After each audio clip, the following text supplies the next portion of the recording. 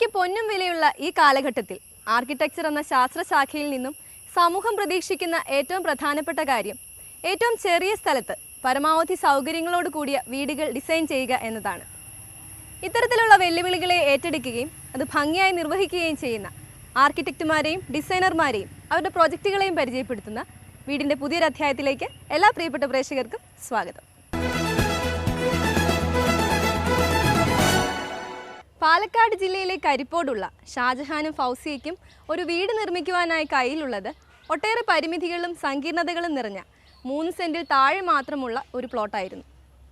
ഈ ഒരു സ്ഥലത്തിനെ ഒരു വീടിനാവശ്യമായ രീതിയിൽ രൂപപ്പെടുത്തുകയും അതിൽ മനോഹരമായ ഒരു വീട് ഡിസൈൻ ചെയ്യുകയും ചെയ്തത് പാലക്കാടുള്ള ഡിസൈനർ ബിനു അറയ്ക്കലാണ്. വീടിൻ്റെ ഡിസൈൻ വഴികളെക്കുറിച്ച് അദ്ദേഹത്തിൽ നിന്ന് തന്നെ നമുക്ക് കേൾക്കാം.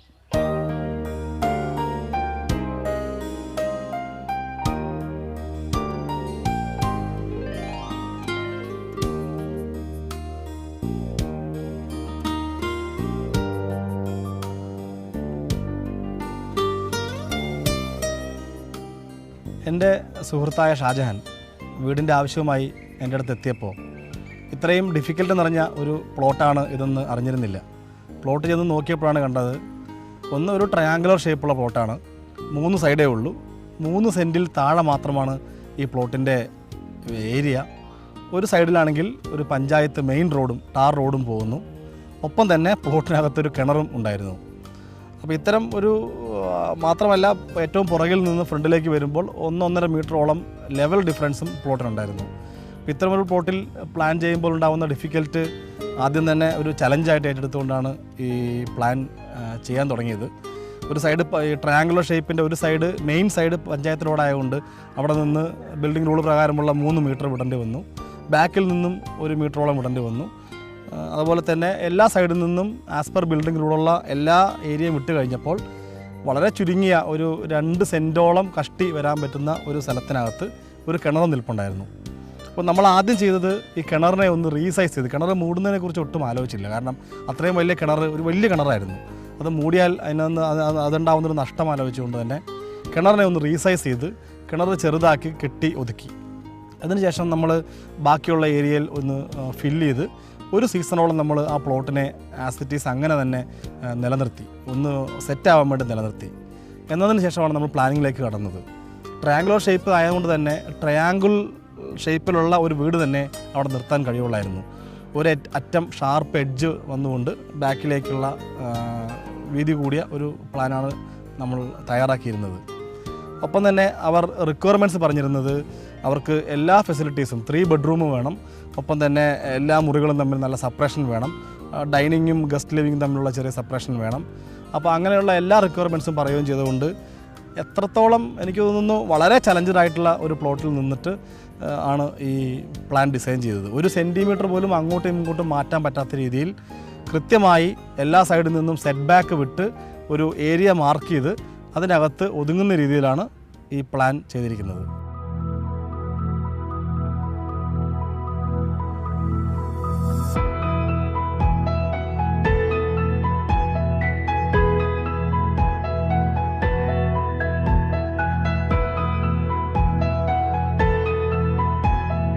ട്രയാങ്കിളായി കിടക്കുന്ന പ്ലോട്ടിൽ ട്രയാങ്കിളായി തന്നെയാണ് വീടിൻ്റെ എലിവേഷനും ഡിസൈൻ ചെയ്തിരിക്കുന്നത്. പ്ലോട്ടിലുണ്ടായിരുന്ന ലെവൽ വ്യത്യാസം അതേപടി തന്നെ നമുക്ക് റൂഫിലും കാണാവുന്നതാണ്.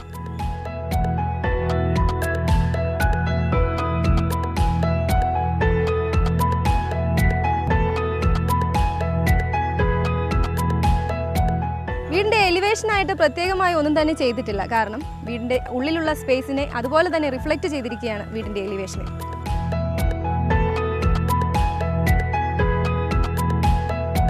$20 ലക്ഷം രൂപയിൽ താഴെ മാത്രം ചിലവ് വന്നിരിക്കുന്ന ഈ വീടിൻ്റെ എലിവേഷനെ ഭംഗിയാക്കുന്നത് പാലക്കാട് സുലഭമായി ലഭിക്കുന്ന കരിങ്കൽ ഉപയോഗിച്ചിട്ടാണ്.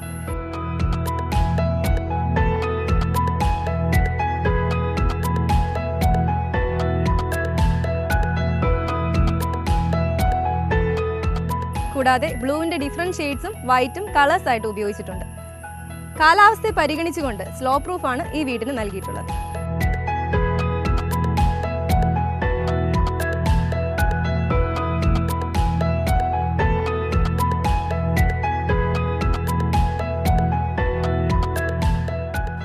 വീടിൻ്റെ സിറ്റ് ഔട്ടിനെ ഫേസ് ചെയ്ത് നിൽക്കുന്ന രീതിയിൽ വിക്കറ്റ് ഗേറ്റ് പ്രൊവൈഡ് ചെയ്തിരിക്കുകയാണ് ഇവിടെ.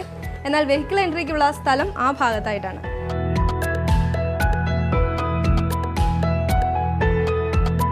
ബിൽഡിംഗ് റൂൾ അനുസരിച്ചുള്ള സ്പേസ് ഈ ഭാഗത്ത് വിട്ടിട്ടുണ്ട്. അവിടെയെല്ലാം തന്നെ സിമെൻറ്റ് ബ്ലോക്സ് ആണ് പേവ് ചെയ്തിരിക്കുന്നത്.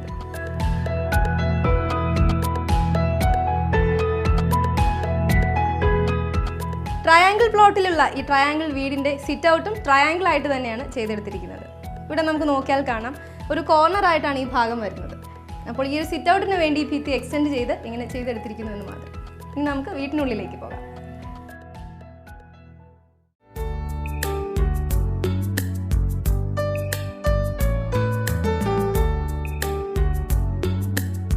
സിറ്റ് ഔട്ടിൽ നിന്നും ഒരു സ്റ്റെപ്പ് മുകളിലേക്ക് കയറുമ്പോഴാണ് ലിവിംഗ് സ്പേസ് വരുന്നത്. ഇവിടെ കോർണറായിട്ടാണ് സീറ്റിംഗ് അറേഞ്ച്മെന്റ് ചെയ്തിട്ടുള്ളത്. അതും കസ്റ്റമൈസ് ചെയ്തിരിക്കുകയാണ്. ഈ ഒരു സ്പേസിനെ ഹൈലൈറ്റ് ചെയ്യുന്നത് ഈ കാണുന്ന വോളാണ്. ഇവിടെ ഓറഞ്ച് കളർ പെയിന്റിംഗ് നൽകിയിരിക്കുകയാണ്. ലിവിംഗ് സ്പേസിന്റെ ഭിത്തികൾക്ക് സാധാരണയിലും കൂടുതലായിട്ട് തന്നെ ഹൈറ്റ് കൊടുത്തിട്ടുണ്ട്. കൂടാതെ ഈ ഒരു ഭാഗം സ്ലോ പ്രൂഫുമാണ് നൽകിയിട്ടുള്ളത്. അതുകൊണ്ട് തന്നെ നമ്മൾ കയറുമ്പോൾ വലിയൊരു വോളിയം, വലിയ സ്പേസ് ആണ് ഫീൽ ചെയ്യുന്നത്. ഇവിടെ കോർണറിൽ മുകളിലായിട്ട് വിൻഡോ പ്രൊവൈഡ് ചെയ്തിട്ടുണ്ട്, ഒരു ലൈറ്റ് സോഴ്സിന് വേണ്ടിയിട്ട്.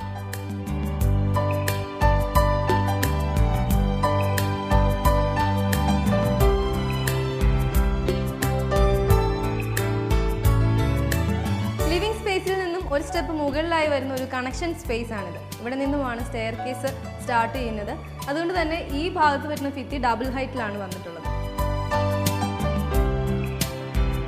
ഈ സ്പേസിനെ ഒന്ന് ഹൈലൈറ്റ് ചെയ്യാനായിട്ട് ഇവിടെ ഒരു കളർ ചേഞ്ച് കൊണ്ടുവന്നിട്ടുണ്ട്. കൂടാതെ ഒരു അക്വേറിയം ഇവിടെ ആയിട്ട് പ്ലേസ് ചെയ്തിട്ടുണ്ട്.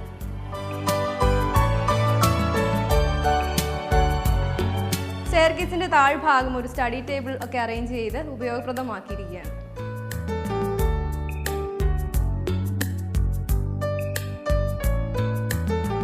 ഈ ഒരു കണക്ഷൻ സ്പേസിൽ നിന്നും ഒരു ലെവൽ മുകളിലായാണ് ഡൈനിങ് സ്പേസ് വരുന്നത്. ആദ്യം തന്നെ പറഞ്ഞല്ലോ, പ്ലോട്ട് വിവിധ ലെവലുകളിലായിട്ട് കിടന്നിരുന്നതാണെന്ന്. അപ്പോൾ ഈ ലെവലുകളെല്ലാം അതേപടി നിലനിർത്തിക്കൊണ്ട് ആണ് സ്പേസസ് അറേഞ്ച് ചെയ്തെടുത്തിരിക്കുന്നത്. ശരിക്കും പറഞ്ഞാൽ മുൻപിൽ കണ്ട സിറ്റ് ഔട്ട് മുതൽ ഈ ഭാഗം വരെ ഏകദേശം 1 മീറ്ററോളം ലെവൽ വ്യത്യാസം ഉണ്ടായിരുന്നു. ഈ ഒരു ഡൈനിങ് സ്പേസ് സ്ക്വയർ ഷേപ്പിലാണ് ചെയ്തെടുത്തിരിക്കുന്നത്. ഇവിടെ അനുയോജ്യമായ രീതിയിലാണ് ഡൈനിങ് ടേബിൾ സെറ്റ് ചെയ്തിരിക്കുന്നത്.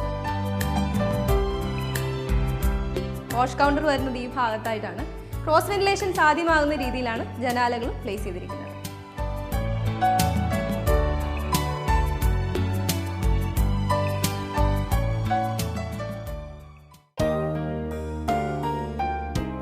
ഗ്രൗണ്ട് ഫ്ലോറിലുള്ള ബെഡ്റൂമാണിത്.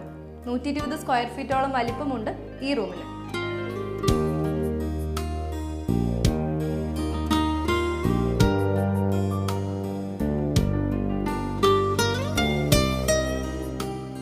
കൂടാതെ അറ്റാച്ച്ഡ് ബാത്റൂമും ഇവിടെ നിന്ന് പ്രൊവൈഡ് ചെയ്തിട്ടുണ്ട്.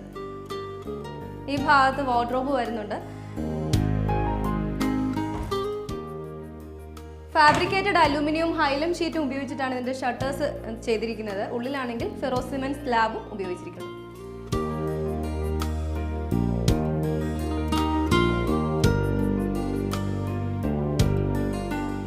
ഒരു എൽ ഷേപ്പ് കിച്ചൺ. ഇവിടെ കൗണ്ടർ ടോപ്പായിട്ട് ഗ്രാനൈറ്റ് ആണ് ഉപയോഗിച്ചിരിക്കുന്നത്. ഡാഡോ ലെവലിൽ ടൈൽസ് ഒക്കെ ഒട്ടിച്ചിട്ടുണ്ട്. താഴെയാണ് കൂടുതൽ സ്റ്റോറേജും പ്രൊവൈഡ് ചെയ്തിരിക്കുന്നത്. മുകളിൽ 2 ഭാഗങ്ങളിൽ മാത്രമേ കൊടുത്തിട്ടുള്ളൂ.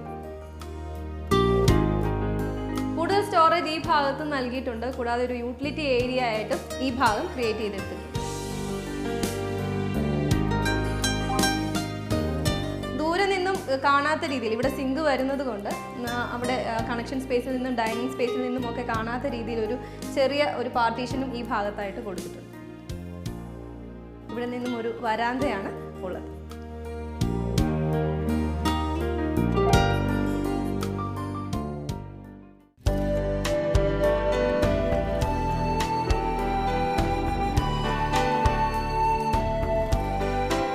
കോൺക്രീറ്റിൽ തന്നെയാണ് സ്റ്റെയർ കേസ് ചെയ്തിരിക്കുന്നത്. എന്നാൽ സ്റ്റെപ്സിനായിട്ട് ഗ്രാനൈറ്റും ഉപയോഗിച്ചിട്ടുണ്ട്. സ്റ്റെയർ കേസിൻ്റെ താഴ്ഭാഗമാണെങ്കിലും സ്റ്റോറേജ് സ്പേസ് ഒക്കെ ക്രമീകരിച്ചിട്ടുണ്ട്. കൂടാതെ ഹാൻഡ് റെയിലിനായിട്ട് സ്റ്റെയിൻലെസ് സ്റ്റീലും ഉപയോഗിച്ചിരിക്കുന്നു. സ്റ്റെയർ കേസിൻ്റെ കോർണർ ഭാഗം വരുന്നിടത്ത് നമ്മൾ എലിവേഷനിൽ കണ്ട വലിയ ജനാലയാണ് ഉള്ളത്. ഒരു ലൈറ്റ് സോഴ്സിന് വേണ്ടി മാത്രമായിട്ട് ഫിക്സഡ് ആയിട്ടാണ് ഇത് ചെയ്തിട്ടുള്ളത്.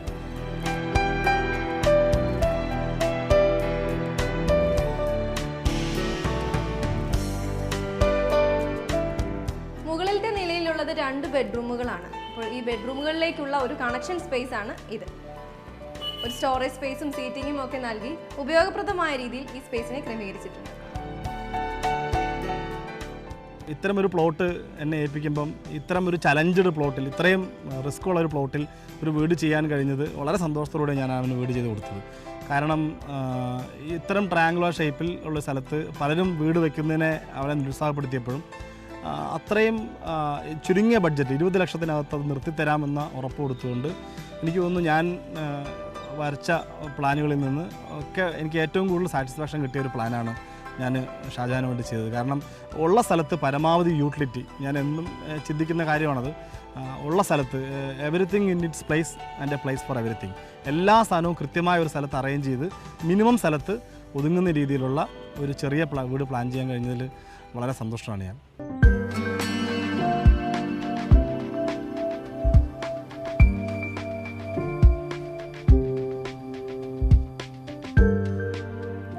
മുകളിലത്തെ നിലയിലെ ആദ്യത്തെ ബെഡ്റൂം അത്യാവശ്യം സ്പേഷ്യസ് ആയിട്ടുള്ള ഒരു ബെഡ്റൂമാണ്. കൂടാതെ ഇവിടെ ഒരു അറ്റാച്ച്ഡ് ബാത്റൂമും പ്രൊവൈഡ് ചെയ്തിട്ടുണ്ട്. ഈ വീട്ടിലെ ഏത് റൂമിൽ നിന്നാലും ഏത് ഭാഗത്ത് നിന്നാലും പകൽ സമയത്ത് ലൈറ്റ് ഉപയോഗിക്കേണ്ട ആവശ്യമേ ഇല്ല. കാരണം പ്രോപ്പർ ആയിട്ടുള്ള വെന്റിലേഷനും അതുപോലെ ജനാലകളും ഒക്കെ എല്ലാ സ്ഥലങ്ങളിലും പ്രൊവൈഡ് ചെയ്തിട്ടുണ്ട്. ഇവിടെയാണെങ്കിൽ ഈ കോർണറിൽ മുകളിലായിട്ട് ലൈറ്റ് സോഴ്സിനെ മാത്രം ഉദ്ദേശിച്ചുകൊണ്ട് ഒരു ജനാലയും പ്രൊവൈഡ് ചെയ്തിട്ടുണ്ട്.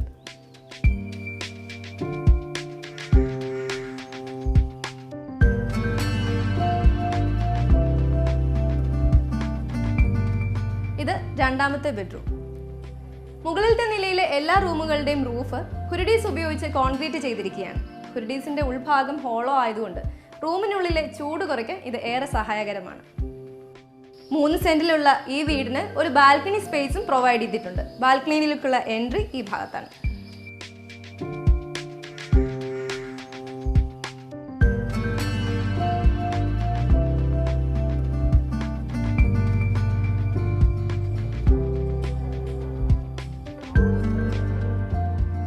ട്രയാങ്കിൾ വീട്ടിലെ കുടുംബാംഗങ്ങൾ നമ്മോടൊപ്പമുണ്ട്. ഈ വീടിനെ കുറിച്ചുള്ള കൂടുതൽ വിശേഷങ്ങൾ നമുക്ക് അവരോട് തന്നെ ചോദിച്ചറിയാം. ഹലോ, ഈ ഒരു പ്ലോട്ടിൽ തന്നെ വീട് പണിയാൻ തീരുമാനിക്കാനുള്ള കാരണം എന്താണ്? ഇത് എൻ്റെ ജനിച്ചു വളർന്ന വീടിനോട് അടുത്ത് ചേർന്ന പ്ലോട്ടാണ്. പിന്നെ എൻ്റെ സുഹൃത്തുക്കൾ ഒരുപാട് ഈ വീടിൻ്റെ പ്ലോട്ടിനോട് അടുത്ത് താമസിക്കുന്നുണ്ട്. എൻ്റെ ക്ലബ്ബ് അതുമാതിരി എല്ലാ സൗകര്യങ്ങളോട് സ്ഥലമാണ്. പക്ഷേ ഈ പ്ലോട്ടിന് ഒരുപാട് പരിമിതികളുണ്ടായിരുന്നു. Long triangle പ്ലോട്ടാണ്. ഈ ഏകദേശം മിഡിലായിട്ടൊരു കിണറുണ്ടായിരുന്നു. കൂടാതെ മുൻവശത്ത് ഒരു പഞ്ചായത്ത് റോഡുണ്ട്. 3 മീറ്റർ ഉള്ളിലോട്ട് തള്ളി വേണം വീട് നിർമ്മിക്കാൻ. പിൻവശത്ത് 1 മീറ്ററും. ഇത്രത്തോളം വെല്ലുവിളികൾ അതിജീവിച്ച് വേണം വീട് നിർമ്മിക്കാൻ.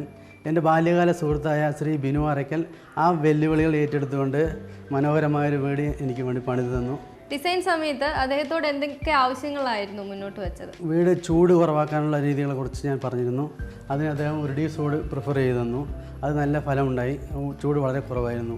കുട്ടികൾക്ക് പഠിക്കാനുള്ള ഒരു മുകളിലൊരു ലൈബ്രറിയും കൂടെ അടുക്കളയിലൊരു എക്സ്റ്റൻഷൻ ഉണ്ടായിരുന്നു. അതൊക്കെ വളരെ ഉപകാരപ്രദമായി. അപ്പോൾ വീട് വന്ന് കണ്ടവരൊക്കെ എന്താണ് പറഞ്ഞത്? എല്ലാവരും പറഞ്ഞു ഇതിൻ്റെ ഡിസൈനർക്കാണ് ഇതിൻ്റെ ഫുൾ ക്രെഡിറ്റും, അവർക്കാണ് കൈ കൊടുക്കേണ്ടതെന്നാണ് മിക്കവാറും ഭൂരിഭാഗം വരും ഞങ്ങളോട് പറഞ്ഞത്. പിന്നെ എന്തെല്ലാം ചേച്ചിയുടെ ആവശ്യങ്ങളെല്ലാം പൂർത്തീകരിച്ചു ഈ ഒരു ഡിസൈനിൽ തന്നെ? പൂർത്തീകരിച്ചു. അക്വേറിയം എന്നുള്ളത് എനിക്ക് ആവശ്യമുള്ളൊരു ഇതായി തോന്നിയിരുന്നു. പണ്ട് മുതൽ എനിക്കൊരു ആഗ്രഹമായിരുന്നു അത്. അപ്പോൾ അതിനൊരു സ്പേസ്, അതൊരു ഈ വീടിൻ്റെ ഒരു ശരിക്കും പറഞ്ഞ ഒരു സ്പെഷ്യാലിറ്റി എന്ന് പറയുന്നത് ഒരു ഏരിയയും ഒരു വേസ്റ്റേജ് ഇല്ലാതെ യൂട്ടിലിറ്റി ഓഫ് ദി ഹൗസ് എന്ന് പറയുന്നത് മാക്സിമം ഇതിൽ ശ്രമിച്ചിട്ടുണ്ട് ഇതിൻ്റെ ഡിസൈൻ. അപ്പോൾ നിങ്ങളുടെ ഈ വ്യത്യസ്തമായ വീടിൻ്റെ വിശേഷങ്ങൾ ഞങ്ങളുമായി പങ്കുവച്ചതിന് വളരെയധികം നന്ദി. താങ്ക്സ്.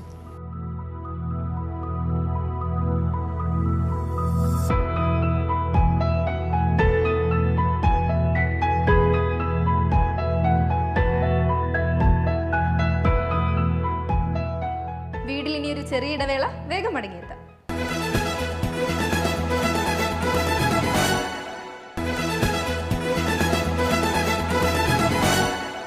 വീട് പണി പൂർത്തിയായി കുറച്ചുനാൾ കഴിയുമ്പോൾ വീടുകളെയും വീട്ടുടമകളെയും അലട്ടുന്ന വലിയൊരു തലവേദനയാണ് കെട്ടിടങ്ങൾക്കുണ്ടാകുന്ന ചോർച്ച. ഇതെങ്ങനെ പരിഹരിക്കാം? ഇതേക്കുറിച്ച് ഇന്ന് നമ്മളോട് സംസാരിക്കുന്നത് leak proofing expert Shri Jayachandran നായരാണ്. നമസ്കാരം. നമസ്കാരം. 2 തരത്തിൽ റൂഫിംഗ് ചെയ്യാറുണ്ടല്ലോ, ഫ്ലാറ്റ് ആയിട്ടും അതുപോലെ സ്ലോപ്പ് ആയിട്ടും. ഇതിൽ ഏത് തരം റൂഫിങ്ങിനാണ് കൂടുതലായിട്ടും ലീക്കേജ് കാണുന്നത്? കൂടുതലായിട്ടും ഇപ്പോൾ സ്ലോപ്പ് റൂഫിലാണ് ഏറ്റവും കൂടുതൽ ലീക്കേജ് കാണുന്നത്. ഫ്ലാറ്റ് റൂഫിലും ലീക്കേജ് ഇല്ല എന്നല്ല, പക്ഷേ ഫ്ലാറ്റ് റൂഫിൽ നമുക്ക് കുറച്ചുകൂടെ കുറച്ച് സൗകര്യങ്ങൾ കിട്ടുന്നുണ്ട്. അതായത് നന്നായി വൈബ്രേറ്റർ കോൺക്രീറ്റ് ചെയ്യുന്ന സമയത്ത് വർക്ക് ചെയ്യിക്കാൻ സാധിക്കുന്നുണ്ട്. പക്ഷേ സ്ലോപ്പ് റൂഫിൽ നമുക്ക് ആ പറയുന്ന അത്ര സൗകര്യങ്ങൾ കിട്ടാറില്ല.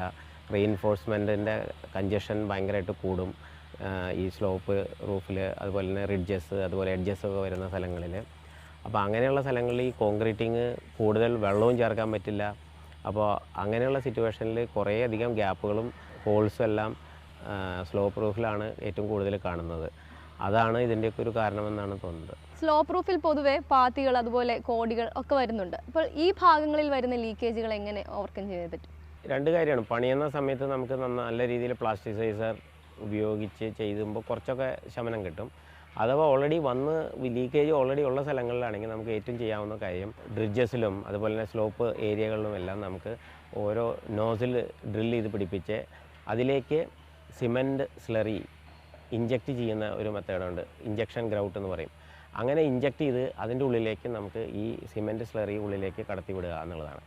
അങ്ങനെ ആ ഹോൾസ് എല്ലാം നമ്മൾ അടയ്ക്കാൻ പറ്റും. ഫ്ലാറ്റ് റൂഫിനോട് ചേർന്ന് അല്ലെങ്കിൽ പുതിയ ഒരു ഭാഗം എക്സ്റ്റെൻഡ് ചെയ്തെടുക്കുമ്പോൾ ആ ഒരു പോർഷനിൽ സ്വാഭാവികമായിട്ടും ലീക്കേജ് വരുന്നതായി കാണാറുണ്ട്. ഇതെങ്ങനെ നമുക്ക് റെക്ടിഫൈ ചെയ്യാൻ പറ്റും? കോൺക്രീറ്റിൻ്റെ സ്വഭാവം അനുസരിച്ച് ഒരു പ്രാവശ്യം സെറ്റായി ക്യൂറായിട്ടുള്ള കോൺക്രീറ്റിനോട് വേറെ ഒരു പീസ് നമുക്ക് ഒരിക്കലും യോജിപ്പിക്കാൻ പറ്റില്ല എന്നുള്ളതാണ് സത്യം. നമ്മുടെ കാലാവസ്ഥയ്ക്ക് അനുസരിച്ച് ചൂടും വെയിലും വരുമ്പോൾ അതേപോലെ തണുപ്പും വരുന്ന സമയത്ത് ഈ ബിൽഡിങ്ങിൻ്റെ ഒരു എക്സ്പാൻഷനും കോൺട്രാക്ഷനും നടക്കും. അപ്പോഴാണ് ഈ മുമ്പ് നമ്മൾ ഈ ചെയ്യാത്ത പ്രശ്നം, നമ്മളിങ്ങനെ ജോയിൻറ്റ് ചെയ്യാതെ കോൺക്രീറ്റ് ചെയ്ത് വരുമ്പോൾ അത് പൊട്ടിപ്പോയിട്ടാണ് കൂടുതൽ ഈ ലീക്കേജ് വരുന്നത്. ഈ ഒരു വർക്ക് ചെയ്യാൻ പോവുകയാണെങ്കിൽ നമ്മൾ അതിന് വേണ്ടിയിട്ടുള്ള കുറേ മുൻകരുതലൊക്കെ എടുക്കണം. കോൺക്രീറ്റിംഗ് ചെയ്യുന്ന സമയത്ത് അത് ഓവർലാപ്പിംഗ് കോൺക്രീറ്റ് ആണ് ചെയ്യുന്നതെന്നുണ്ടെങ്കിൽ അവിടെയും ഒരു ചെറിയ ജോയിൻ്റ് ഇട്ട്, നമുക്കറിയാം അവിടെ എന്തായാലും ഒരു ജോയിൻ്റ് ഉണ്ടാവും, ഒരിക്കലും ശരിയാവില്ല. അപ്പോൾ ആ ജോയിൻ്റ് അവിടെ ഓൾറെഡി ഇട്ട് വേണം നമ്മൾ കാസ്റ്റ് ചെയ്യാൻ, ഓവർലാപ്പിംഗ് ജോയിൻ്റ് ആണെങ്കിൽ. പിന്നെ ഉള്ളത് ബട്ട് ജോയിൻ്റ് ആണ്. അപ്പോൾ ബട്ട് ജോയിൻ്റ് എന്ന് പറഞ്ഞു കഴിഞ്ഞാൽ അതേ ലെവലിൽ കാസ്റ്റ് ചെയ്യുന്നതാണ്. അങ്ങനെ വരുമ്പോഴും അവിടെയും നല്ല ഒരു ജോയിൻ്റ് നമ്മൾ ഇട്ടിട്ട് വേണം ഇത് കാസ്റ്റ് ചെയ്യാൻ. ഈ കാസ്റ്റിങ് കഴിഞ്ഞ് പ്ലാസ്റ്ററിങ് എല്ലാം കഴിഞ്ഞതിന് ശേഷം നമുക്ക് ഇതിനെ നല്ല രീതിയിൽ സീൽ ചെയ്യാൻ സാധിക്കും. ചെറിയ തരത്തിലുള്ള ഒരു ക്രാക്ക് ഒക്കെ ആണെങ്കിൽ മറ്റൊരാളെ ആശ്രയിക്കാതെ സ്വന്തമായിട്ട് തന്നെ നമുക്കത് റെക്ടിഫൈ ചെയ്യാൻ സാധിക്കും. തീർച്ചയായും. ഈ ക്രാക്ക് നമുക്ക് എങ്ങനെ ചെയ്യാമെന്ന് വെച്ച് കഴിഞ്ഞാൽ നമുക്കിന്ന് ആംഗിൾ ഗ്രൈൻഡർ ഉണ്ട്. ഈ ഒരു മെഷീനൊക്കെ നമുക്ക് വാടകയ്ക്ക് കിട്ടുന്നുണ്ട്. കൂടിയാൽ ഒരു 100-150 രൂപ കൊടുത്താൽ വാടകയ്ക്ക് കിട്ടുന്നത്. അത് വെച്ച് നമുക്ക് ഈ ക്രാക്ക് നമുക്ക് ത്രൂ ആൻഡ് ത്രൂ ക്രാക്കാണെങ്കിൽ അത് കട്ട് ചെയ്യാൻ പറ്റും മുകളിലൂടെ. അത് വെച്ച് കട്ട് ചെയ്ത് അതിനെ ഡെവലപ്പ് ചെയ്തതിന് ശേഷം വൃത്തിയാക്കി നമുക്ക് പോളിയുറത്തേൻ സീലൻ്റൊക്കെ നമുക്കിന്ന് മാർക്കറ്റിൽ വളരെയധികം അവൈലബിളാണ്.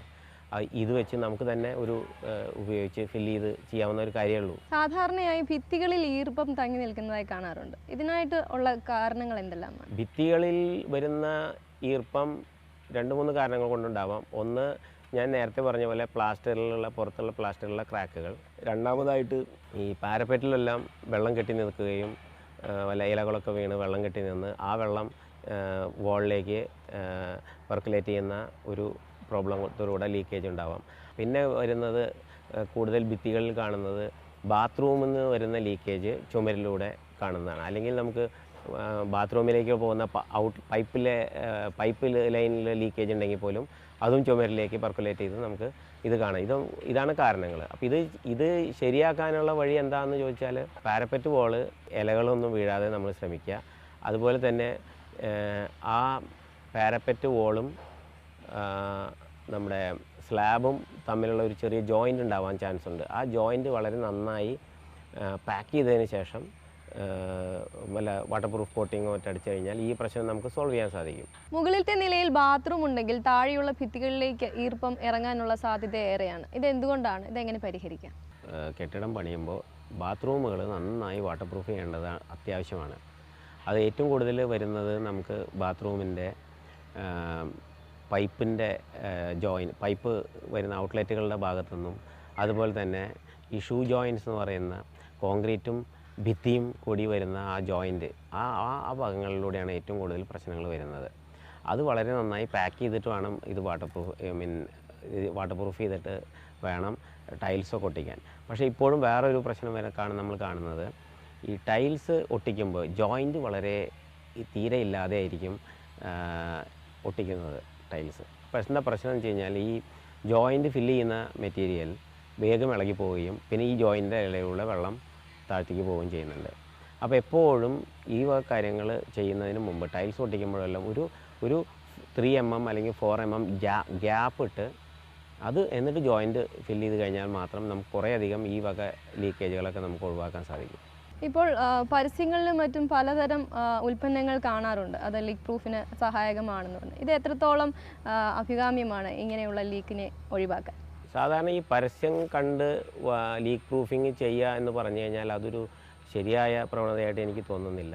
കാരണം ഒരു ടെക്നീഷ്യൻ്റെ ഹെൽപ്പ് വളരെ അത്യാവശ്യമുള്ള ഒരു സബ്ജക്റ്റാണിത്. ഈ എല്ലാവർക്കും എല്ലാ പ്രൊഡക്റ്റും എല്ലാ സ്ഥലത്തും വർക്ക് ചെയ്തോളണമെന്നില്ല. ഒരു ക്രാക്കാണെങ്കിൽ ഈ പരസ്യം കാണിക്കുന്നത് ഒരു പെയിൻറ്റ് പോലെ പ്രൊഡക്റ്റ് ആയിരിക്കും. പക്ഷേ ഒരു ക്രാക്കിൽ നിന്നാണ് ലീക്കേജ് വരുന്നതെന്നുണ്ടെങ്കിൽ നമുക്ക് ആ ക്രാക്ക് ഫില്ല് ചെയ്താൽ പോരെ, ഈ എല്ലാവിടെയും പോയി പെയിൻറ്റ് അടിക്കേണ്ട ആവശ്യമുണ്ടോ? അപ്പോൾ അതെല്ലാം നോക്കി മനസ്സിലാക്കണമെങ്കിൽ ഒരു നല്ലൊരു വാട്ടർ പ്രൂഫിംഗ് കൺസൾട്ടൻറ്റിൻ്റെ അല്ലെങ്കിൽ ഒരു നല്ലൊരു ടെക്നീഷ്യൻ്റെ സഹായം ഉണ്ടെങ്കിൽ വളരെയധികം ഈ പ്രശ്നങ്ങളൊക്കെ നമുക്ക് സോൾവ് ചെയ്യാം. മാർക്കറ്റിൽ കാണുന്ന പ്രൊഡക്റ്റുകളെല്ലാം മോശമാണെന്നല്ല പറയുന്നത്, പക്ഷേ ഓരോ പ്രൊഡക്റ്റിനും ഓരോ ക്യാരക്ടറിസ്റ്റിക്സ് ആണ്. അത് ഇന്ന സ്ഥലത്താണ് അത് വർക്ക് ചെയ്യുക, ഇന്ന സ്ഥലത്താണ് വർക്ക് ചെയ്യാതിരിക്കുക എന്നുള്ളതൊക്കെ ഉണ്ട്. അപ്പോൾ അത് ശരിയായ രീതിയിൽ സെലക്ട് ചെയ്യുക എന്നുള്ളത് വലിയ ഒരു കാര്യമാണ്.